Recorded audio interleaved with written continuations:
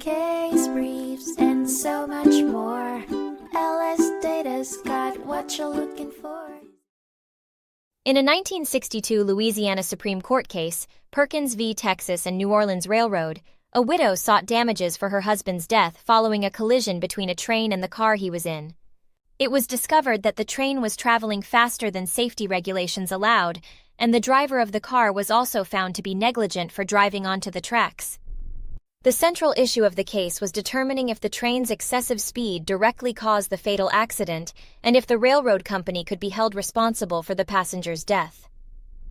The train's engineer testified that even at a safe speed, the train would not have been able to stop in time to avoid the collision.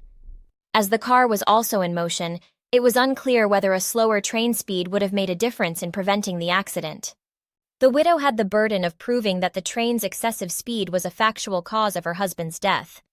Ultimately, the court reversed the judgment in favor of the widow and dismissed her suit at her cost. The court concluded that even if the train had been traveling at a lower speed, the collision and resulting death would have still occurred. As such, the defendant's negligence did not cause the death, and the plaintiff was denied recovery of damages. Case briefs, and so much more. LSData's got what you're looking for. Visit lsd.law, elevate your mind. Leave the stress of class.